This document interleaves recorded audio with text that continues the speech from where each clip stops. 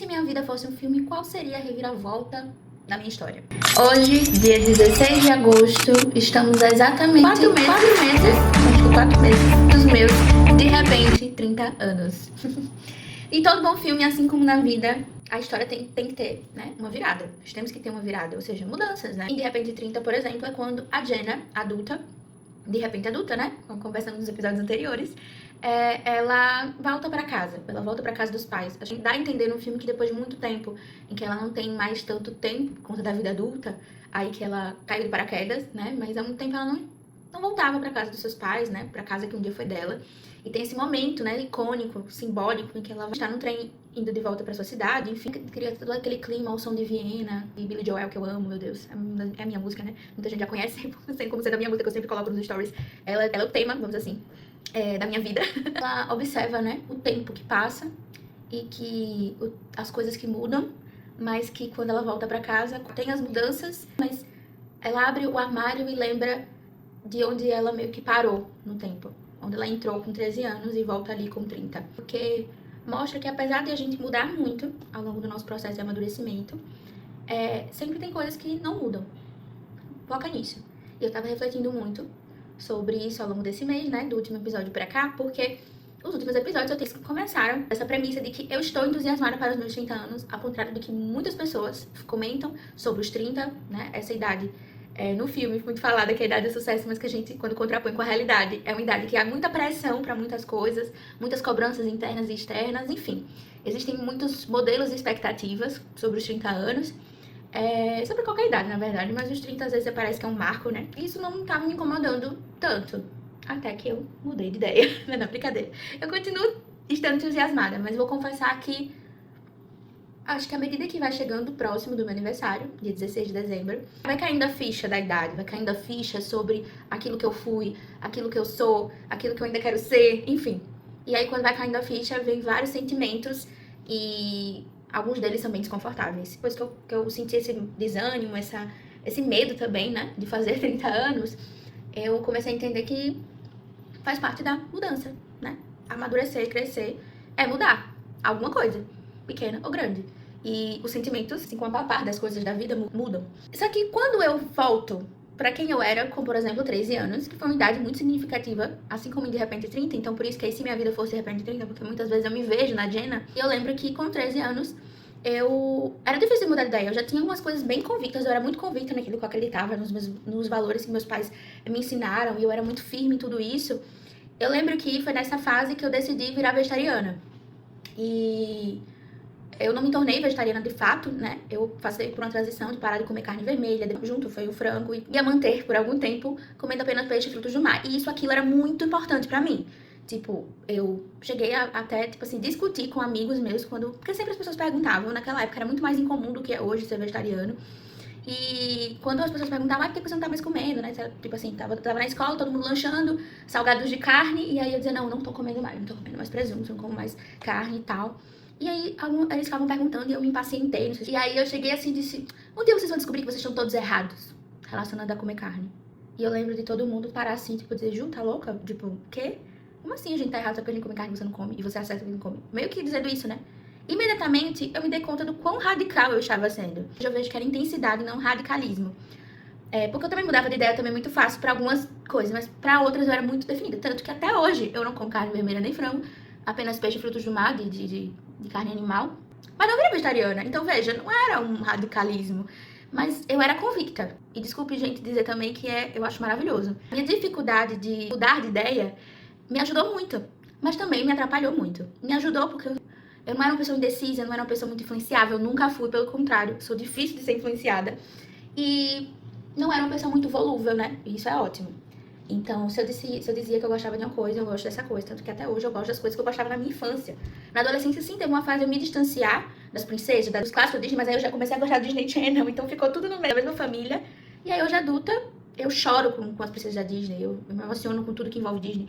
Por quê? Porque isso sempre esteve presente em mim. Mesma coisa da religião, né? Eu sempre fui uma pessoa de fé, sempre fui uma menina que acreditava em Deus.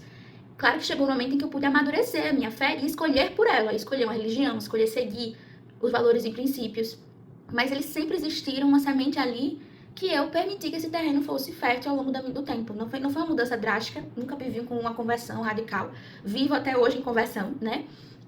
Mas eu fui vendo que eu não era necessariamente radicalista, porque esse é o problema. É um extremo. Do extremo do radicalismo é você acabar não mudando, não estando aberto à atualização, à inovação, à evolução, né?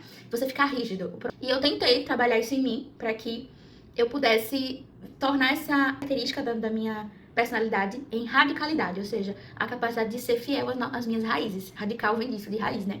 Existem também o lado ruim, que é da rigidez, certo? Então, eu era rígida, sim, para algumas coisas. Eu passei por um processo de transformar uma intensidade em radicalidade, mas existia também uma intensidade também que era um pouco superficial, né? Então, eu não sabia muito bem por que eu tava tão firme naquilo. A ponto de dizer pros meus amigos, vocês todos estão errados, vocês vão descobrir que estão errados. Sendo que, tipo, ninguém descobriu coisa nenhuma. E às vezes eu sou tão rígida naquilo que eu penso sobre mim mesma. Eu acabo criando uma rigidez de querer que eu seja a mesma pessoa de quem eu era, sabe? Hoje em dia, eu vejo que é uma rigidez muito grande que eu busco, né, trabalhar em mim. Eu às vezes tinha uma ideia de que crescer, de que ser adulta era dar conta de tudo, né? Então, acho que por isso que eu mudei de ideia em relação aos 30 anos. Ao longo do tempo eu vou descobrindo como é chegar perto dos 30, como é crescer, como é chegar perto do final do ano, do final de um ano de amadurecimento, e aí, consequentemente, fazer aniversário. Eu comecei a sentir medo, a sentir um certo desânimo, porque, na verdade, eu achava que eu tinha que dar conta de mais coisas do que eu tô conseguindo dar. Quando, na verdade, eu precisava encontrar como dar conta das coisas que eu já tenho e como também entender o que é prioridade. Eu precisava mudar. Na minha rigidez em mudar, eu vi que eu precisava mudar. Então, é muito doido achar que quando a gente é adulto tem coisas que não mudam, que são muito estruturantes e que não precisam ser mudadas, como nossos valores e princípios, aquilo que a gente acredita, as nossas capacidades também. Enfim, nosso processo terapêutico e espiritual de amadurecimento. Isso não necessariamente precisa mudar. É a radicalidade, né, daquilo que é ser fiel às nossas raízes. Mas existe algo que precisa mudar. E sabe como a gente vai encontrar isso? Nos primeiros episódios eu falei muito sobre a minha relação com o trabalho, né? Com a parte de nossos, de repente, 30, que é essa coisa da realização profissional, que é a protagonista de E se minha vida fosse de repente 30, dos meus de repente 30 anos, eu precisava de criatividade, criar algo novo e resgatar aquilo que eu amo hoje, de forma nova, né? Isso é criatividade. Agora eu tenho que refletir sobre uma outra relação, que é a minha relação comigo mesma. Esse eu, que eu me relaciono da hora que eu acordo, da hora que eu vou dormir, e enquanto eu estou dormindo, ou seja, eu não paro de me relacionar comigo mesma, eu tenho que ser uma boa pessoa pra mim mesma, né? E isso exige compreender esses sentimentos desconfortáveis que eu tenho sentido, como frustração por não dar conta de tudo, medo de não dar conta de tudo, e transformar essas crises que muitas vezes eu tenho de autocobrança, de desânimo, enfim, questões emocionais e existenciais até mesmo, né? De medo do futuro e tal. Somar isso, na verdade, com a minha sensibilidade, a minha capacidade de sentir, a minha capacidade de se afetar pelas coisas, esse lado sensorial, mas também sentimental da coisa. É como se eu conseguisse pegar aquilo que me afeta e selecionar. A sensibilidade é sobre selecionar aquilo que eu devo continuar e aquilo que eu devo jogar fora, sabe? Eliminar da minha vida. Então, a mudança que eu preciso ter não é de eu extremo de abrir mão de tudo, mas dar conta de tudo é, na verdade, mudar a forma com que eu dou conta de tudo. As pausas que eu tenho que ter, o meu autocuidado que eu devo ter. Então, tô nesse momento de estar mais sensível às minhas necessidades. Sensibilidade é isso, minha capacidade de conseguir estar atenta às minhas próprias necessidades, ao meu interior. E para isso eu preciso aceitar algumas mudanças físicas, psicológicas, sociais, que envolvem o amadurecimento, né? Então, meu físico mudou. Eu tenho que me alimentar melhor, eu tenho que fazer exercício físico, eu tenho que priorizar a minha saúde física. Eu não aguento mais muitas das coisas que eu deixava na minha juventude, né, hoje em dia. Eu não aguento mais, então eu tenho que cuidar da minha saúde física mais. Mas eu também tenho que aceitar que eu mudei, aceitar que eu estou num outro corpo. Eu também tenho que aceitar que, psicologicamente, eu tendo a estar mais sobrecarregada, né? Então, eu falei um pouco sobre isso no episódio anterior, sobre cansaço. Então, eu estou mais suscetível ao cansaço, eu estou mais sensível a ele. Então, eu preciso de mais pausas, eu preciso mais dizer não, eu preciso de limites, enfim. E espiritualmente, eu tenho uma grande necessidade da espiritualidade. Eu tenho uma grande necessidade de ter momentos comigo mesma, de ter momentos com Deus, de ter momentos com as outras pessoas também. No meu lado social, mas com pessoas selecionadas, sensibilidade é sobre selecionar também. Então, tudo isso faz parte de cuidar de mim, sabe? E aí, eu tava lembrando, né, de algo que eu fiz sobre isso, para me cuidar, pra eu ser mais protagonista da minha relação comigo mesma. Que foi um ensaio de fotos minhas. profissional, né? Eu já tinha feito, a primeira vez que eu fiz foi em 2019, quando eu estava me formando. E aí, tive essa quase como se fosse quase uma coisa meio que obrigatória de eu fazer o ensaio de fotos profissional. Eu não sei se vai dar tempo de na edição, eu vou deixar aqui algumas fotos, mas depois eu posso postar. Fique atento no meu feed, né, do meu Instagram, pra ver se eu posto. Mas, basicamente, essas fotos eu contratei um profissional, né, pra fazer as fotos da minha formatura, também da minha festa de formatura. E também fiz um pacote com ele pra ele fazer fotos pra que eu tivesse como portfólio, né, fotos pra usar no Instagram, pra usar no convite de meu convite de formatura, em templates, em artes pra divulgar meu trabalho, enfim. E aí, quando eu revisito essas fotos, porque até hoje, né, a foto do perfil do meu Instagram é essa, inclusive, eu tava até pensando em mudar essa foto, mas eu a amo, porque eu rindo assim, eu amo. É uma das minhas fotos favoritas, enfim. Mas essa sessão de fotos, eu lembro de eu estar extremamente travada lá. Por ser algo novo, né? E eu tenho um pouco dessas rigidez e insegurança, assim, comigo mesma, mas de eu achar que eu não era muito fotogênica, sabe? Pra esse tipo de foto, assim, não sei. Eu não tava me achando uau ali. Apesar de que eu estava muito bonita, porque, tipo assim, eu tinha ido pro salão, então eu tinha feito babyliss no cabelo, eu tinha feito a maquiagem profissional. Já naquela época eu não tava me achando gorda, né? Mas assim, a roupa me coube muito bem. Eu escolhi uma roupa que me valorizava. As duas roupas, né, que eu utilizei no ensaio. Então tava bem, eu tava assim, aparentemente, na minha imagem, eu tava me sentindo bonita. Mas eu não tava segura ali. E eu entendi que era porque aquilo era algo novo pra mim, de fato, né? Era algo muito novo. Só que hoje, quando eu vejo essas fotos, pra mim é muito difícil porque eu engordei muito, né? Depois dessas fotos. Então, e aí eu olho pra elas e fico assim, meu Deus, eu me sentia gorda ali. Enfim. Então, elas são muito diferentes de quem eu sou hoje, mas eu ainda me vejo nelas. Eu vejo Juliana de 2019. Eu vejo Juliana de 20 e poucos anos, sei lá, de 22, né? Pra 23 anos. Então, e outra, né? Gente, fazem alguns anos. Eu vou fazer essas contas, meu Deus, fazem alguns anos, né, que isso aconteceu. 7 anos, né, eu acho, vai fazer. Obviamente passou o tempo, as coisas mudaram, eu mudei. Fora e dentro também. Mas eu ainda me vejo. Se eu hoje fizer uma babyliss, fizer uma maquiagem, eu vou estar meio parecida com aquilo ali, apesar de mais gorda, né? Mas eu ainda sou aquela pessoa, sabe? Resgatar quem fui também faz parte de um processo de sensibilidade consigo mesma. De não olhar pra quem você era nem como alguém a ser eliminado, a ser distanciado de quem você é hoje, se por acaso você, sei lá, tinha uma aparência ou tinha um comportamento que hoje você não concorda mais, não curte mais, ou não curtia na época, mas ainda assim tem algo de você. De quem você é hoje ainda tem naquela pessoa que você era, sabe? Então nem distanciar, mas também nem querer voltar àquele estado, porque esse estado já está no passado. Ele não existe mais. Quem você é hoje é a única pessoa que você tem pra poder trabalhar, pra poder ser sensível. Eu acredito muito nisso, né, na minha relação com quem eu era, de que eu não tenho saudosismo, eu não tenho uma nostalgia, acho que isso também me faz ser muito entusiasmada em relação ao futuro. Apesar do medo do futuro, também há uma esperança. Só há a possibilidade de eu me cuidar, de eu melhorar hoje. Não há a possibilidade de eu melhorar a Juliana de 2019. Não há a possibilidade também de eu voltar pra essa Juliana, porque ela hoje tem 29 anos. Mas aí, pra eu honrar quem eu sou hoje, e também me dar de presente de aniversário de 30 anos. E agora o ensaio de fotos também foi outra pegada, tá? Foi numa cidade que eu visitei há alguns anos atrás, muito rapidamente, que é conhecida como Cidade das Flores, Olambra, né? Em São Paulo. E é uma cidade linda, né? Muito conhecida por ser a Cidade das Flores, enfim, tem uma cultura holandesa, né? Envolvida, e tem muitas plantações de flores e tal, aquelas plantações lindas de lavanda, de girassol, de tulipas, né? Enfim. E aí, eu combinei com a minha família de fazer essa viagem. Eu queria muito fazer essa viagem. Casou com meu pai. Ele quis ir também. Não precisava que ele fosse, mas foi muito legal tê-lo lá. Por algo que eu vou contar só no próximo episódio. Porque é que foi legal com minha família. Mas essencialmente eu queria ter como presente de aniversário pra mim essa viagem. De eu me dar esse ensaio de fotos nessa cidade. Na Cidade das Flores.